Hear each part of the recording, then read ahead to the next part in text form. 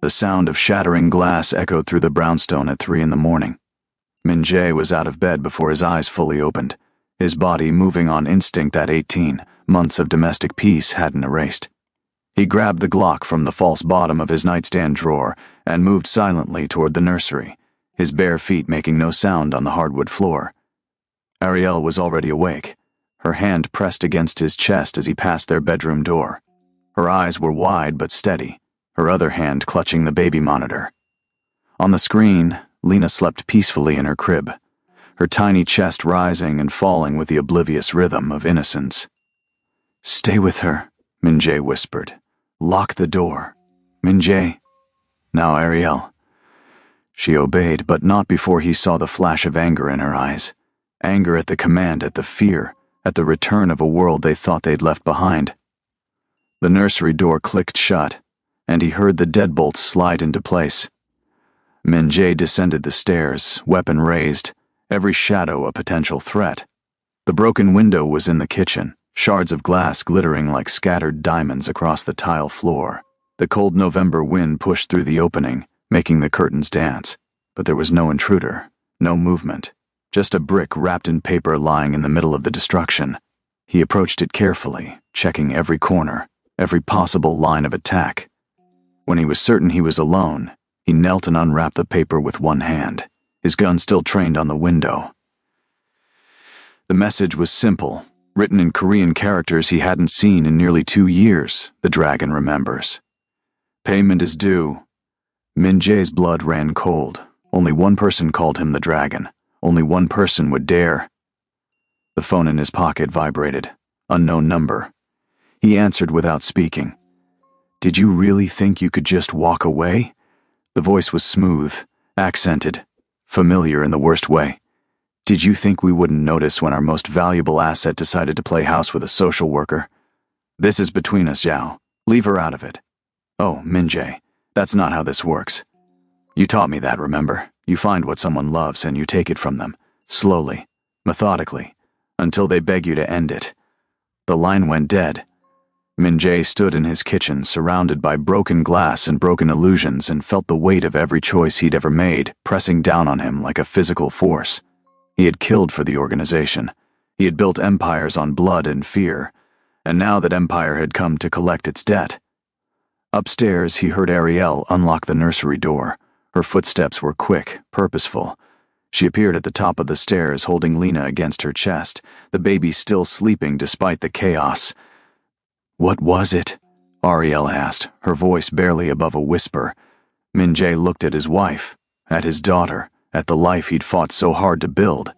Then he looked at the brick in his hand, at the message that promised their destruction. "Everything," he said. It was everything coming back. Dawn broke gray and cold over Brooklyn. Min-jae sat at the kitchen table, the brick and its message in front of him, his phone casting a pale glow across his face as he scrolled through news reports he'd spent 18 months avoiding. 3 of his former lieutenants dead in the past 6 months, 2 more missing.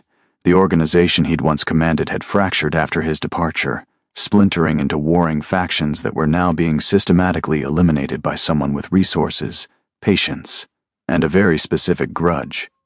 Ariel came downstairs wearing his old Columbia sweatshirt, her hair pulled back in a messy bun. She'd put Lena back down after feeding her, and now she moved around the kitchen with deliberate calm, making coffee as if this were just another morning. But Min-jae knew better. He could see the tension in her shoulders, the way her hands shook slightly as she poured water into the machine. "Are you going to tell me what's happening, or are we doing the silent protection thing again?" She didn't turn around, didn't look at him, because I remember how well that worked out last time. Min-jae set his phone down. Someone's consolidating power, taking out everyone connected to my old operation. They killed Jin-ho last week in Los Angeles, made it look like a robbery. Marcus disappeared in Chicago 3 months ago. They found parts of him in the lake. Ariel's hand stilled on the counter. "Parts. This is what we do, Ariel. What we did. When you want to send a message, when you want people to understand that resistance is futile, you don't just kill. You make examples. You make people afraid to even think about opposing you." She turned then, her eyes blazing. "Don't you dare say we. You left that world. You chose differently. Did I? Or did I just pause? Because that brick suggests the world didn't leave me. Then unpause, Min-jae. She crossed the kitchen and sat down across from him, her hands flat on the table between them. Tell me everything. Not the sanitized version, not the I'm protecting you version. Everything. Who is Zhao? Why does he want you dead? What payment is he talking about? Min-jae studied his wife's face, seeing the determination there, the refusal to be sheltered or diminished. This was why he'd fallen in love with her in the first place, this core of steel wrapped in compassion. She'd stood in a hospital room 18 months ago and demanded truth, and she was demanding it again now. Zhao Wei was my partner. We built the New York operation together. I handled enforcement and expansion. He managed logistics and money laundering. When I decided to leave, I took something that belonged to both of us. Information, connections, leverage. I thought it would be enough to buy my freedom, to make sure no one came after us. But it wasn't. Apparently not. Min-jae reached for his coffee, more for something to do with his hands than because he wanted it. Zhao consolidated power after I left, absorbed the other factions. Now he controls everything from Boston to Miami. And he wants what I took. More importantly, he wants revenge. I embarrassed him by walking away. I made him look weak. Ariel was quiet for a long moment, processing. Then she asked the question he'd been dreading. What did you take from him? Account numbers. Offshore holdings. Names of corrupted officials. Evidence that could bring down his entire operation and send him to prison for the rest of his life. Where is it? Safe. Protected. He'll never find it. Then why is he coming after us? If he can't get the information, why risk? She stopped, understanding flooding her face. I'm the leverage. Lena and I are how he gets to you. Min-jae nodded, unable to speak past the rage and fear choking him. Ariel stood abruptly, walking to the window to stare out at the empty street. How long do we have? I don't know. He's patient. He'll build slowly, apply pressure in stages. Today was just a message. Tomorrow he'll escalate. Good. Min-jae's head snapped up. What? She turned back to him, and he saw something new in her face. Not fear, not resignation.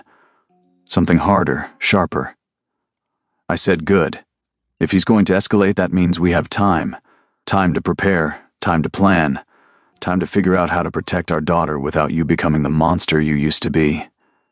Ariel, no, listen to me. She walked back to the table and leaned down, her hands on either side of his face, forcing him to look at her. I'm not running. I'm not hiding. I'm not letting this man take away the life we've built. But I'm also not letting you throw away everything you've become to fight him. There has to be another way. There isn't. You don't understand how this works. Then explain it to me.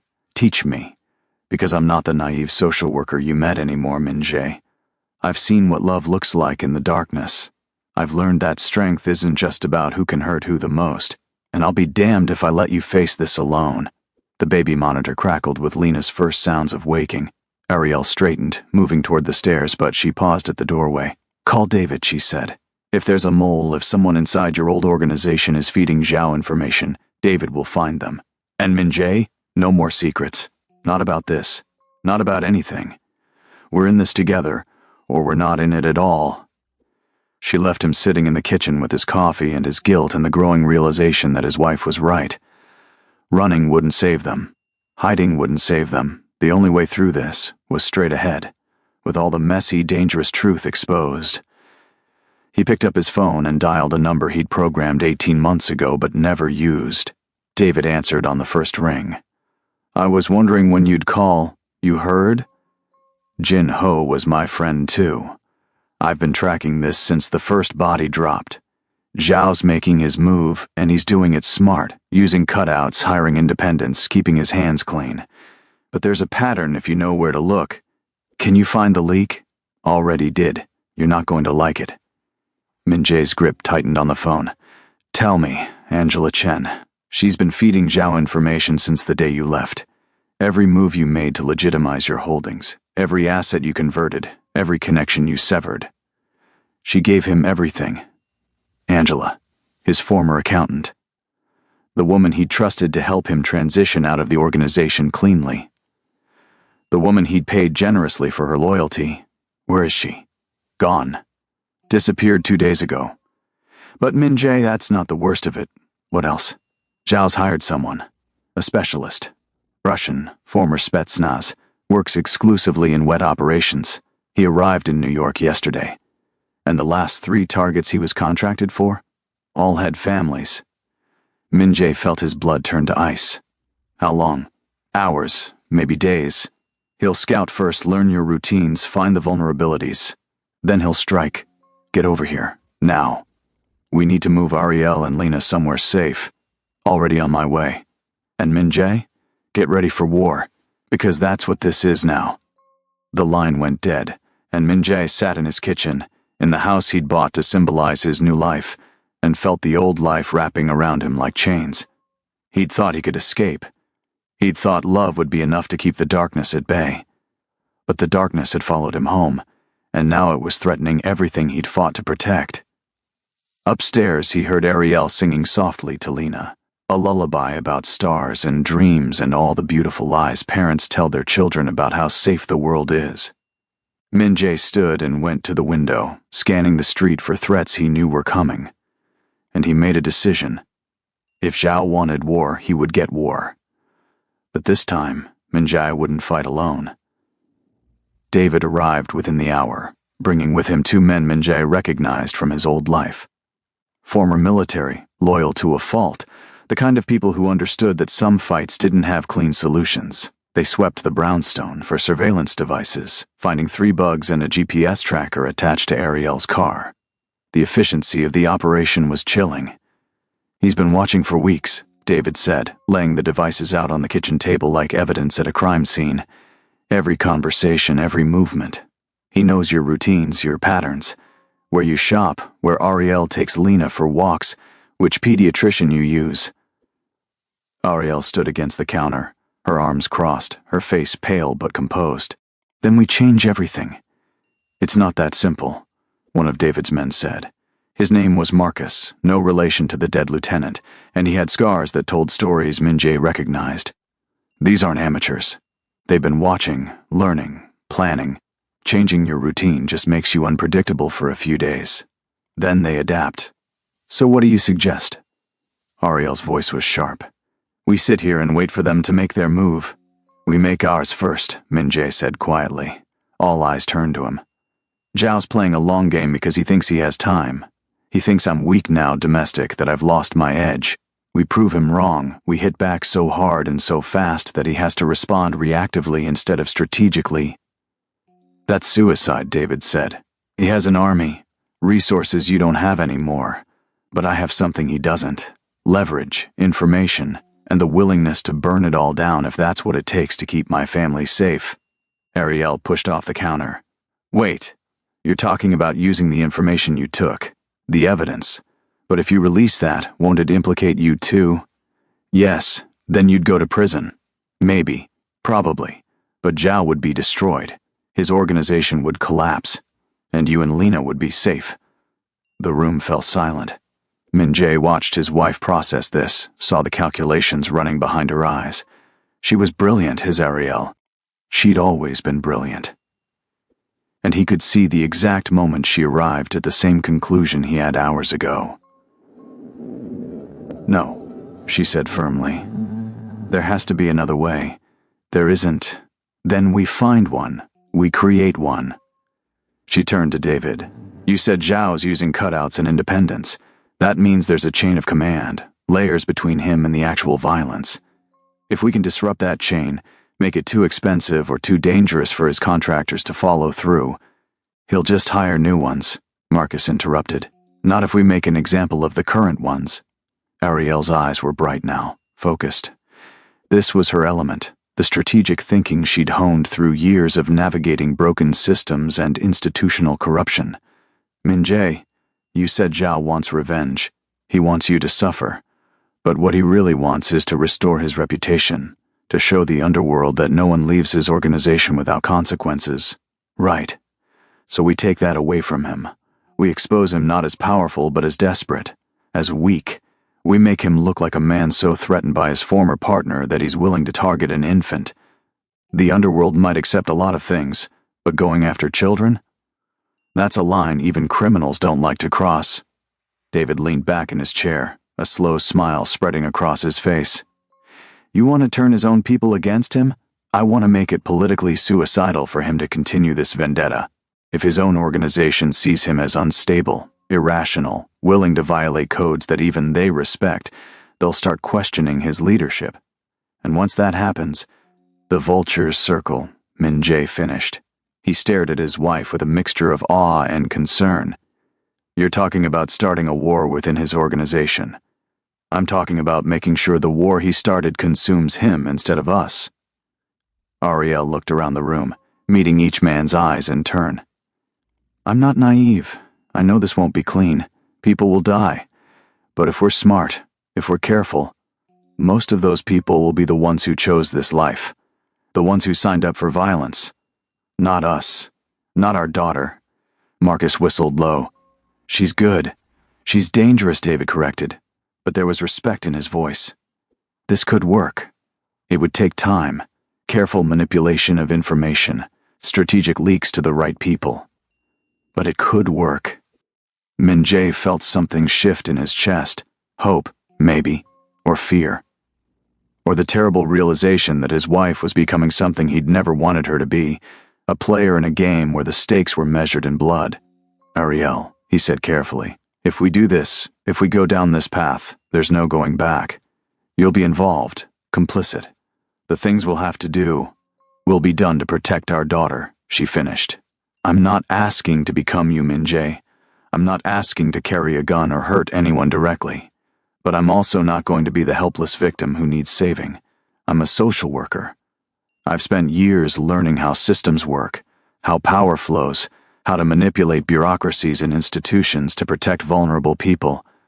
This is just a different kind of system, a different kind of bureaucracy, one where people kill each other. Yes, and I'll have to live with that. We both will. But at least we'll live. She moved to stand beside him, her hand finding his. Together, David cleared his throat. If we're doing this, we need to move fast. The Russian specialist doesn't know we're aware of him yet. That's our advantage. We can use him to send our message. What are you suggesting? We let him make his move, but we're ready for it. We document it, record it, make sure there's evidence of a professional hitman going after a family with an infant. Then we leak that evidence to every major player in every organization from here to Los Angeles. We paint Zhao as the kind of monster who sends assassins after babies. And in the meantime? Ariel asked. While we're waiting for this killer to make his move, what happens to us? You disappear. Not permanently, but long enough to draw him out. We set up a safe house, rotate guards, make you a hard target. When he comes, and he will come, we'll be ready. Min-jae looked at the faces around the room, seeing the calculation, the cold professionalism of men who'd lived their entire lives in the shadow of violence. Then he looked at his wife, seeing the determination there, the refusal to be broken or bowed. Okay, he said finally. We do it your way. But if anything goes wrong, if there's even a hint that Lena is in real danger, I end this my way. No discussion, no debate. Ariel squeezed his hand. Agreed. David stood, already pulling out his phone to make arrangements. I'll have the safe house ready within 2 hours. Marcus, coordinate with our people on surveillance. I want eyes on every approach, every possible angle of attack. This bastard makes one move. I want to know about it before he does. As the men dispersed to their tasks, Min-jae pulled Ariel aside. They stood in the hallway outside Lena's nursery, where they could hear their daughter babbling happily to herself, completely unaware of the storm gathering around her.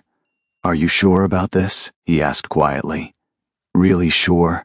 Because once we start down this road, I'm terrified, Ariel admitted. Every part of me wants to grab Lena and run as far and as fast as I can. But I learned something when I almost lost you. Running doesn't solve anything. It just delays the reckoning. She turned to face him fully. You've spent 18 months trying to protect me from your past, but your past is my present now, our present, and I'd rather face it standing beside you than cowering behind you. Min-jae cupped her face in his hands, memorizing every detail, every line and curve. I love you. I need you to know that.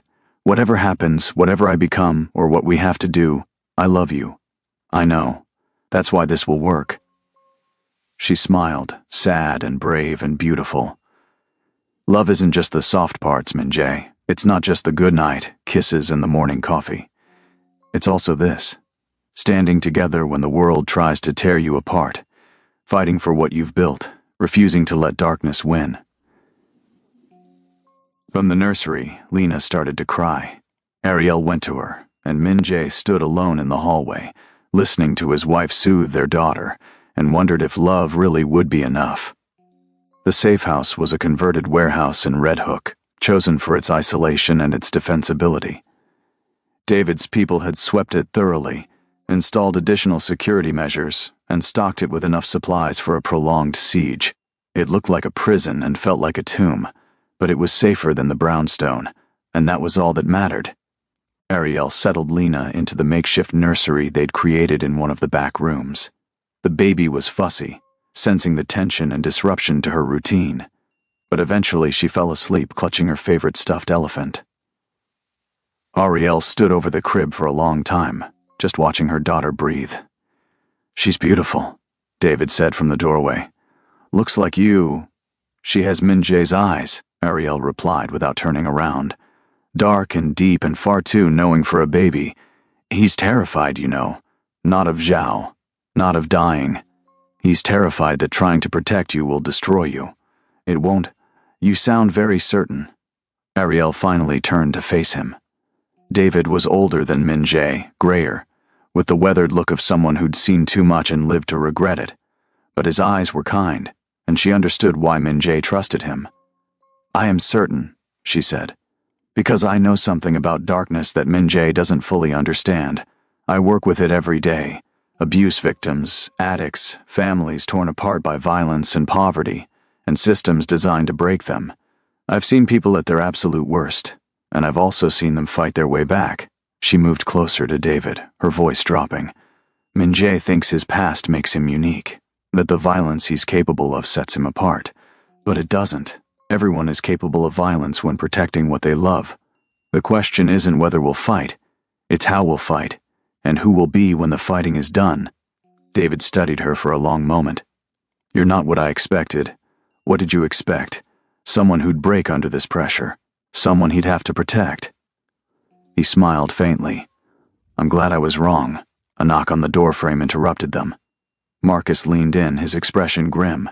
"We've got movement. The Russian's been spotted, 2 blocks from your brownstone. He's scoping the area, learning the neighborhood." Min-jae appeared behind Marcus, his face carved from stone. "How long until he makes his move?" "Tonight. Tomorrow at the latest. He's working fast, which means Zhao's pushing him. They want this done quickly. Then we accelerate our timeline," Ariel said. She moved past the men, heading toward the main room where David had set up their command center. "What's our cover story? Why did we leave the brownstone?" "Gas leak," David said, following her. "Fake emergency, building evacuated, family staying with relatives. It's thin, but it'll hold for a few days. Make it more convincing. Leak a story to local news about contamination concerns, potential long-term displacement. Make it seem like we had no choice but to leave. That way, when the Russian comes looking, he finds an empty house and has to recalibrate." "That buys us time," Marcus agreed. "But it doesn't solve the fundamental problem. He'll keep looking, keep hunting. Let him look." Ariel pulled out her phone, scrolling through contacts. "I need access to Zhao's communication channels. David, you said Angela Chen was feeding him information. She had to be using something. Encrypted messaging, dead drops, something. We recovered her phone. It's locked, but we can crack it. Do it. Fast. I want to know exactly how Zhao communicates with his people. And I want to know who else in his organization might be sympathetic to our position." Min-jae crossed his arms, watching his wife work with a mixture of pride and concern. "What are you planning?" "I'm planning to give Zhao a choice. Stand down, walk away, and preserve his empire. Or continue this vendetta and watch everything he's built crumble." She looked up from her phone, her eyes blazing. "We're going to make him afraid. Not of you, Min-jae, of me." The room fell silent. Then David started to laugh, a low chuckle that built into something fuller. Oh, Zhao has no idea what he started. But Min-jae wasn't laughing. He was staring at his wife, seeing her transform before his eyes into something he'd never imagined she could become. Not violent, not cruel, but ruthless in the way that only truly principled people can be when protecting what they love. "Ariel," he said softly, "there's still time to stop this, to let me handle it the old way. The old way gets you killed or imprisoned. It leaves Lena without a father and me without you." "No." She shook her head firmly.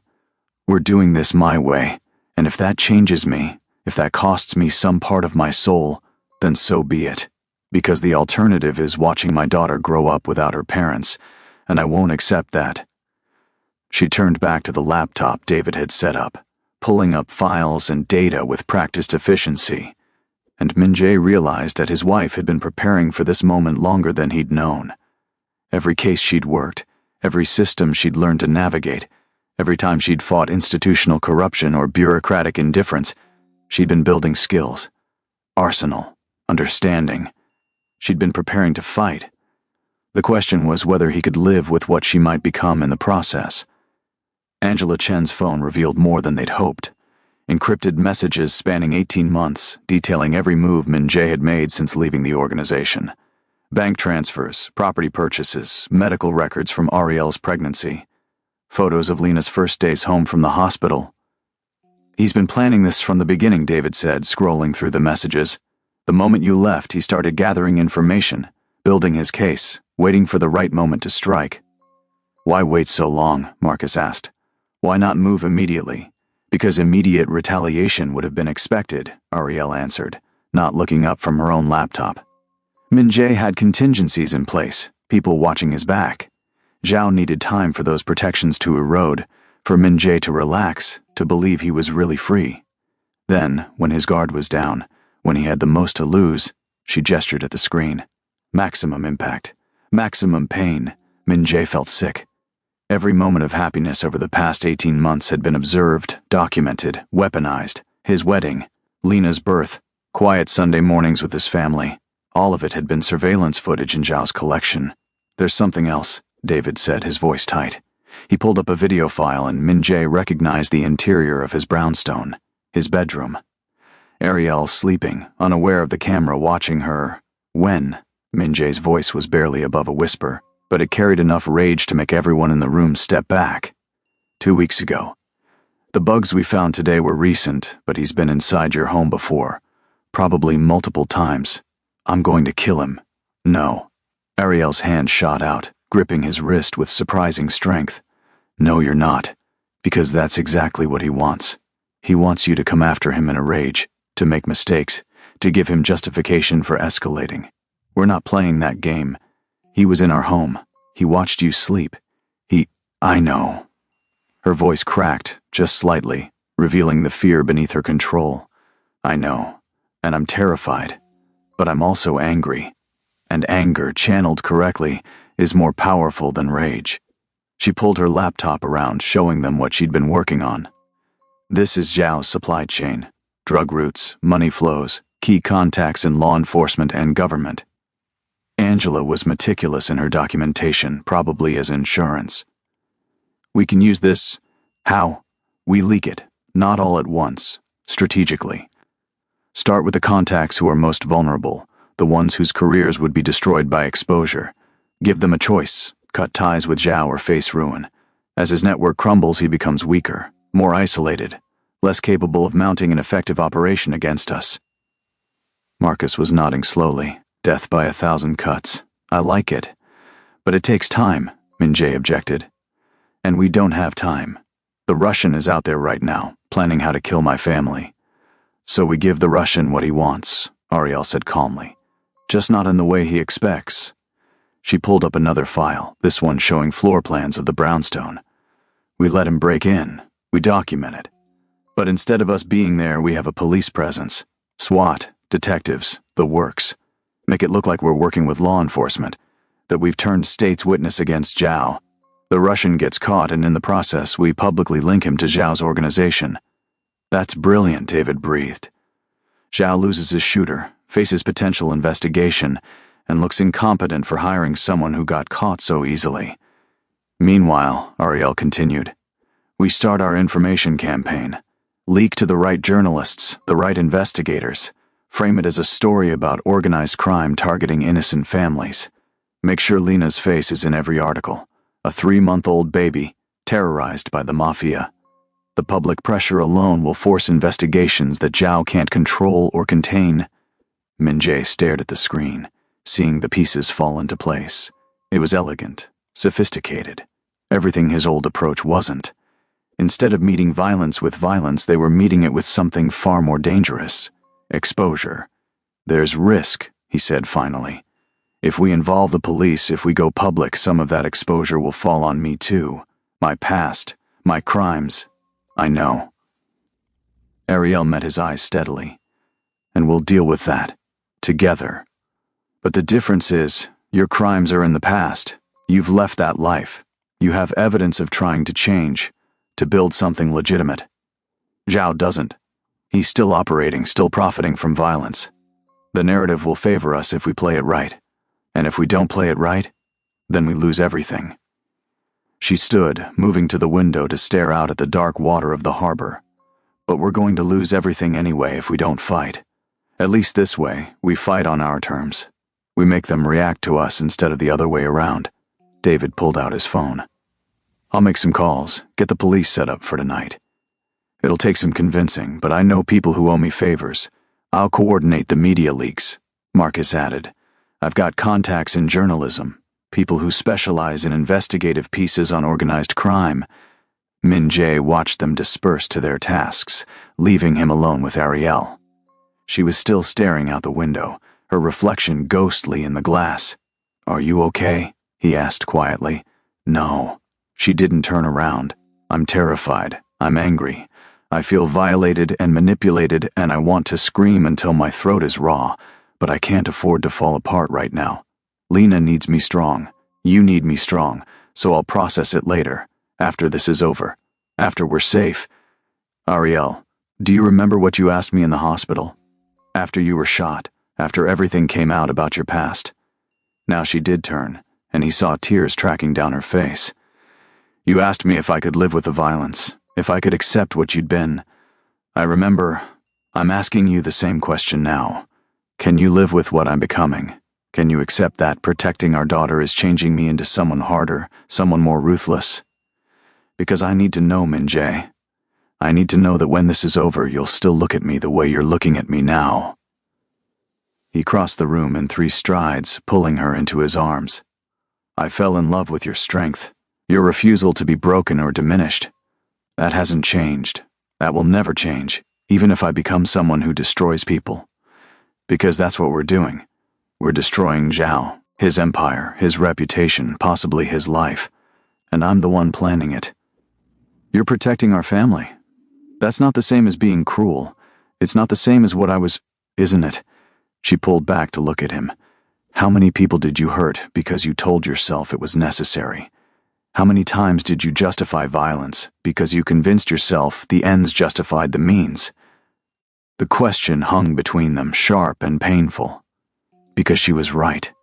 Every decision he'd made, every line he'd crossed, had started with justification, with necessity, with the belief that he was doing what had to be done.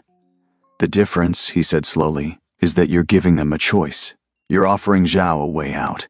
If he takes it, if he walks away, no one else has to die. I never gave anyone that choice. I just acted.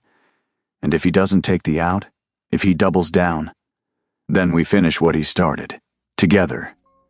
She nodded, seeming to accept this. They stood there for a moment, holding each other in the dimness of the safe house, listening to their daughter sleep in the next room. It felt like the eye of a hurricane, this moment of calm before everything changed. I'm going to check on Lena, Ariel said finally, pulling away. Then I'm going to help David with the police coordination. We'll need to make sure the story is airtight. She left him standing by the window, and Min-jae found himself thinking about choice, about the moment his own life had diverged onto the path of violence. He'd been young, angry, convinced that the world had wronged him and that he had every right to wrong it back. But Ariel had never had that anger. She'd built her life on helping people, on believing in redemption and second chances. Now he was watching that belief system collide with reality, watching her learn that sometimes, no matter how much you want to save everyone, you have to choose your family or theirs, your future or someone else's. He wondered if she would ever forgive herself for making that choice, or if, like him, she would carry the weight of it for the rest of her life. For his phone buzzed, a message from David. Police are set. Russian made contact with the Brownstone security system 30 minutes ago. He's testing defenses. We estimate he'll move in the next 6 hours. PR Min Jae typed back, "Ready when you are." Then he went to find his wife, because whatever happened next, they would face it together. The operation went exactly as planned, which Min Jae knew from experience meant it was about to go catastrophically wrong. The Russian, whose name they'd learned was Viktor Sokolov, approached the brownstone at 2 in the morning, moving with the practiced ease of someone who'd done this hundreds of times. He disabled the alarm, not knowing it was a dummy system, that the real security had been disabled hours ago. He picked the lock, not knowing that the door would open easily because they wanted him inside. He moved through the house, not knowing that every step was being recorded by hidden cameras the police had installed earlier that day. Min Jae watched the feed from the safe house, his hands clenched into fists as Victor searched room by room, the nursery, the bedroom, looking for targets that weren't there. David had his phone out, coordinating with the SWAT team positioned around the perimeter. Wait for it, David muttered. Let him get comfortable. Let him commit. Victor moved into the kitchen, and that's when Min Jae saw it. A photograph on the refrigerator held by a magnet. Lena's 3-month picture, her face scrunched up in that way babies do, her tiny hand wrapped around Ariel's finger. Victor stared at the photo for a long moment, and Min Jae saw something cross his face. Hesitation? Regret? It was gone too quickly to identify. Then Victor pulled out his phone and made a call. Can we hear it?" Min Jae asked. David shook his head. "Audio's spotty, but we're recording. We'll have it enhanced later." Victor was arguing with someone, his body language aggressive. He gestured at the photo, at the empty house, clearly unhappy about something. The conversation lasted 2 minutes, then he hung up and moved toward the door. "He's leaving," Marcus said. "Should we take him now?" "Wait." Ariel's voice was quiet but firm.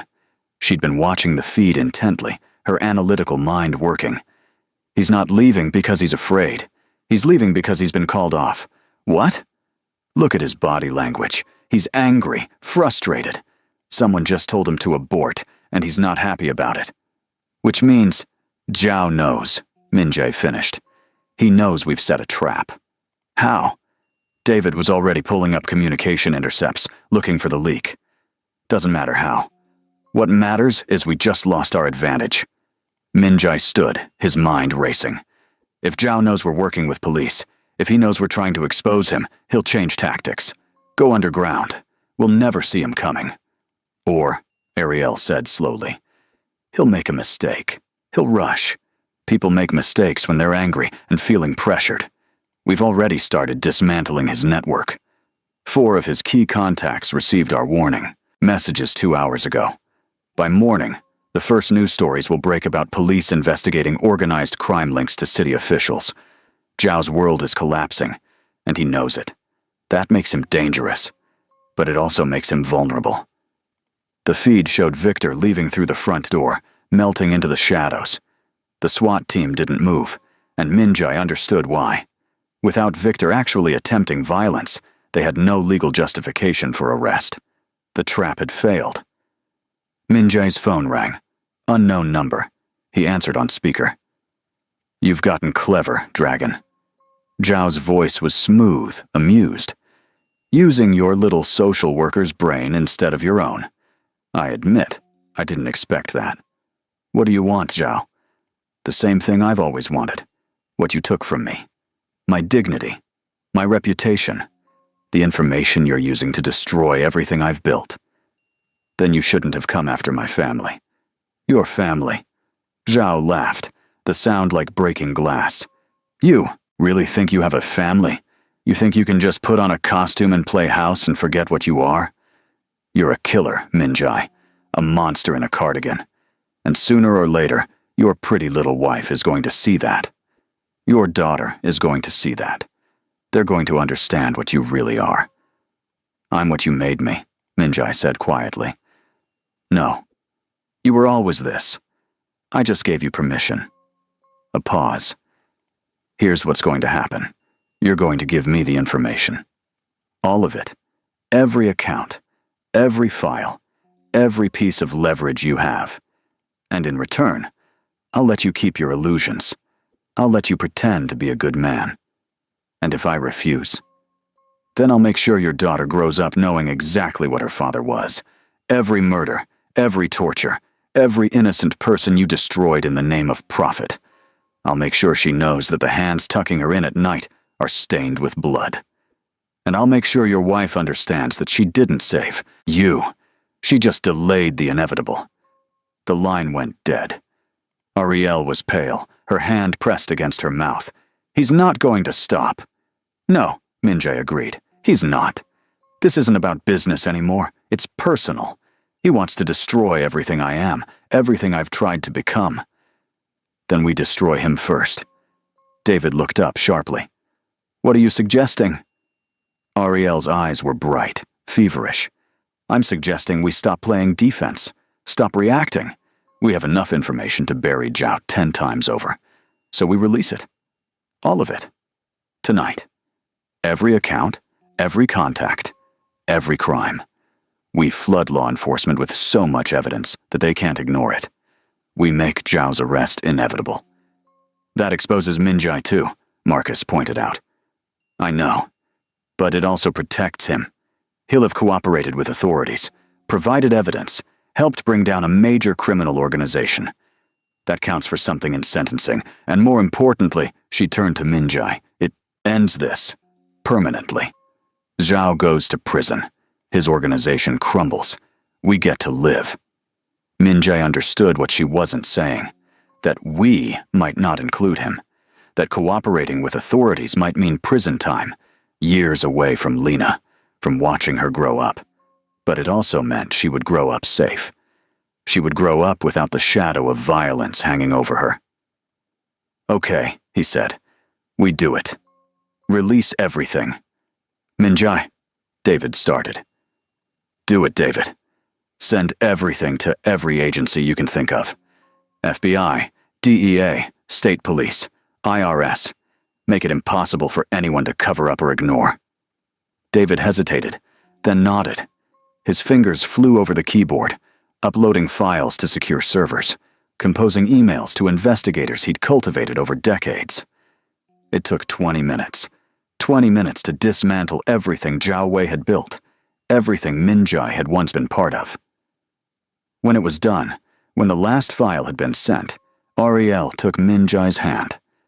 Let's go home, she said. The brownstone isn't safe. I don't care. I want to sleep in our bed tonight. I want Lena in her nursery.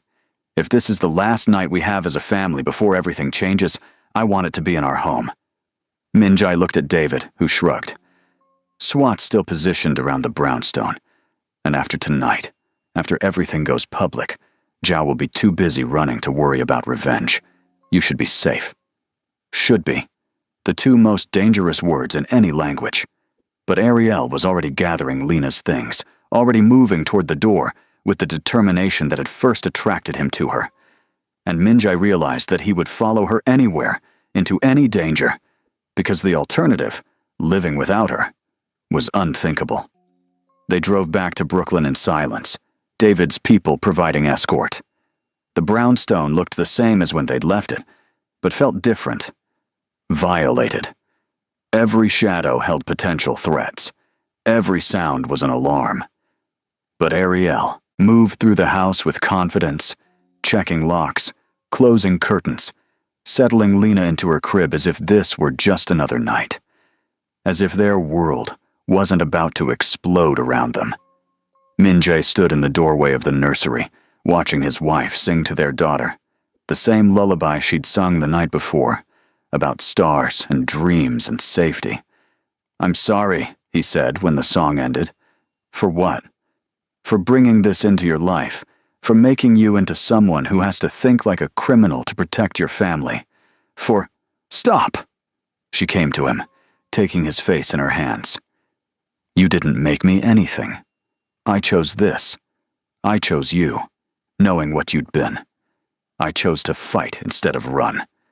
Those were my decisions, Minjai, not yours, and I won't let you carry that guilt. But if something happens to you, to Lena, it won't. Because we're smarter than Zhao. We're more prepared. And we have something he doesn't. What? Each other.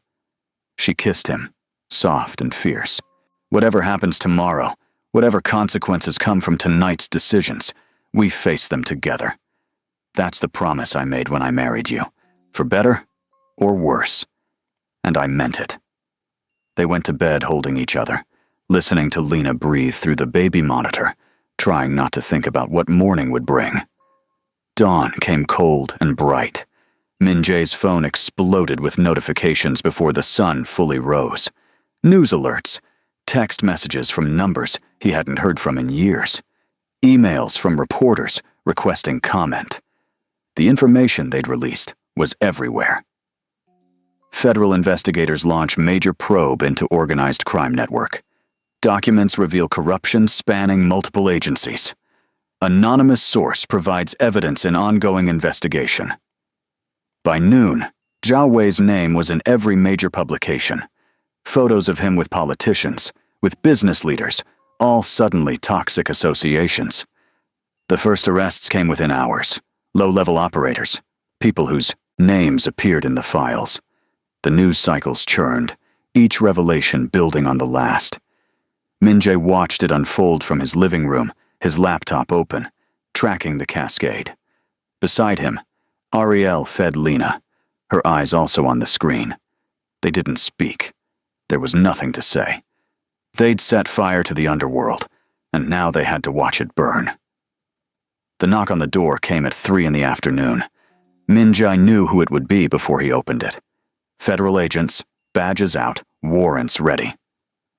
Min-jae Park, we need you to come with us. We have some questions about your involvement in the organization described in the documents filed last night. He nodded. He'd expected this, prepared for it. He turned to find Ariel standing behind him, Lena in her arms. It's okay, he said. This was always part of the plan. I know. Her voice was steady, but her eyes were bright with unshed tears. I'll call the lawyer. We'll figure this out. Take care of her. Always. The agents let him out, and Min-jae found himself grateful for the handcuffs. They made it official, made it real. He was being arrested for his crimes, for his past, for all the things he'd done before Ariel taught him there was another way to be strong. But as they put him in the car, as he looked back at his brownstone and saw his wife standing in the doorway holding their daughter, he felt something unexpected. Relief.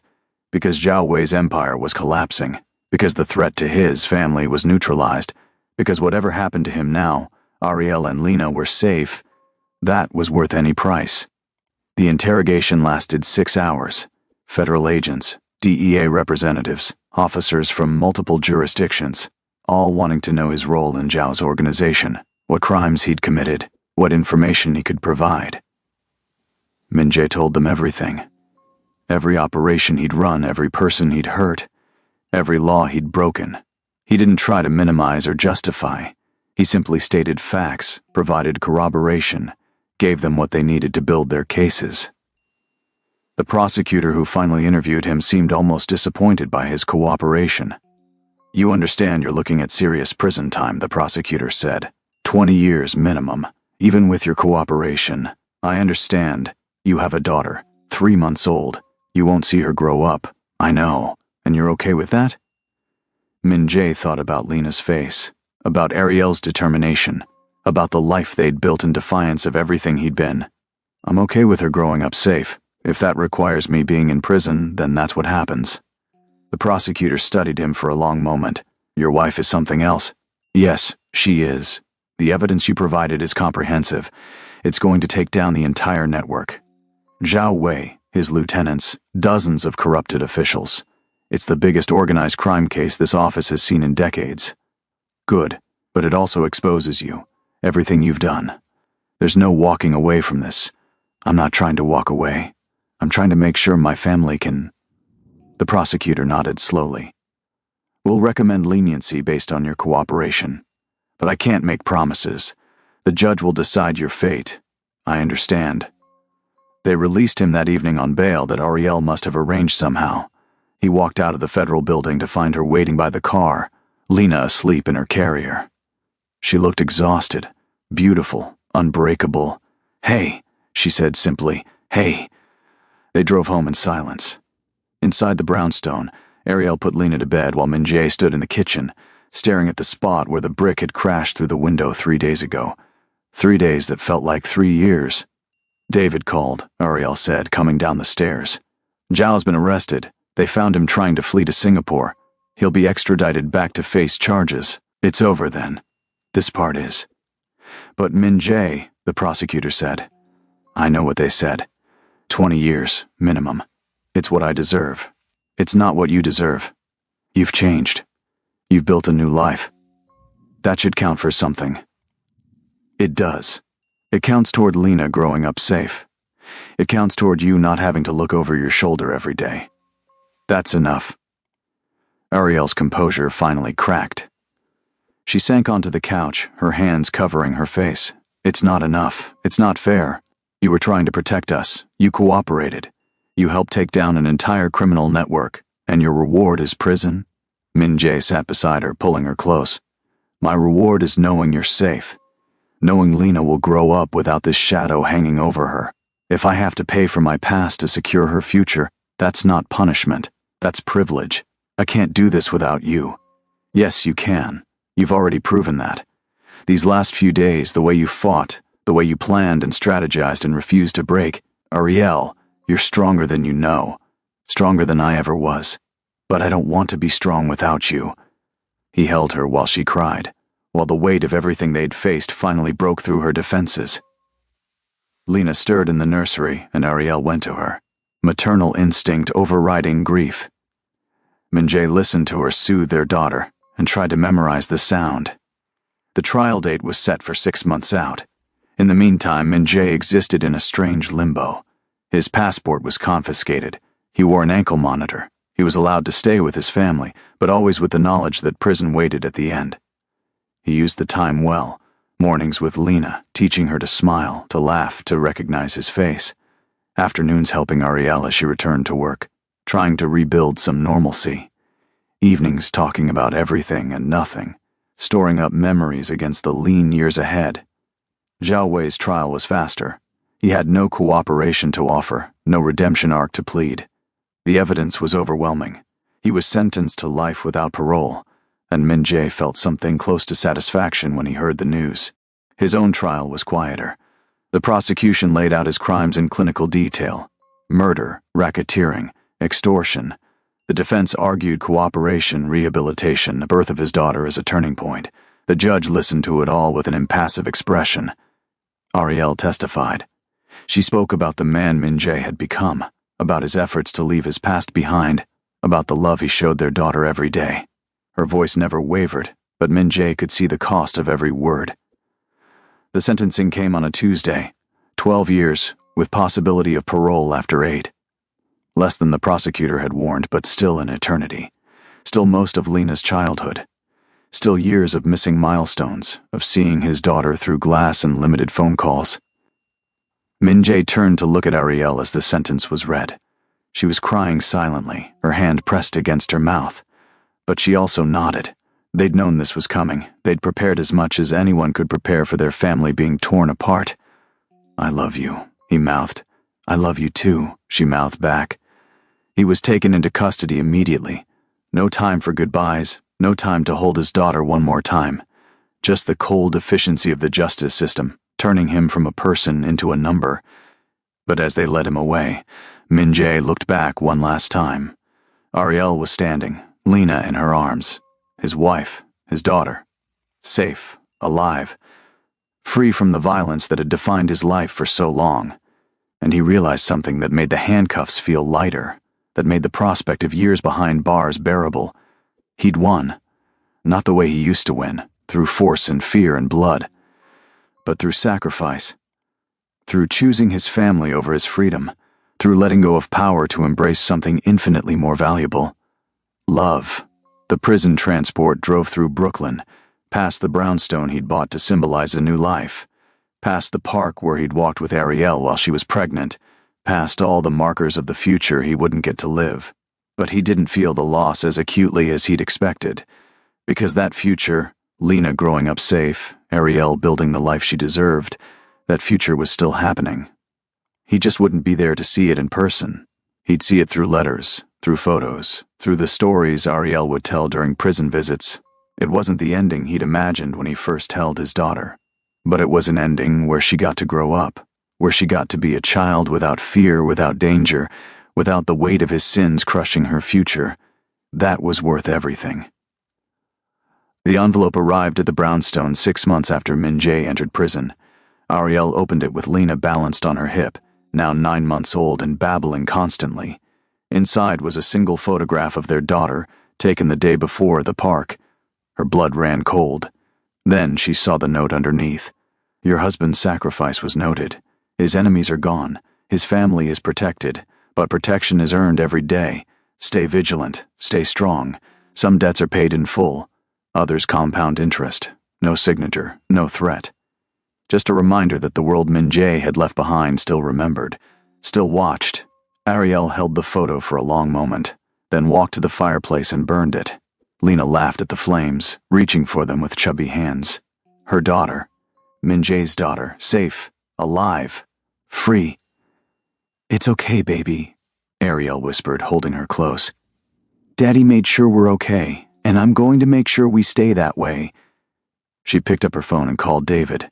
There was work to do, because Min Jae had taught her something important in those last desperate days before his arrest. Peace wasn't a destination, it was a daily choice, a constant vigilance, a refusal to let darkness win even when it never stopped trying, and she would choose peace, every single day, for Lena, for Min Jae, for the future they'd fought so hard to protect.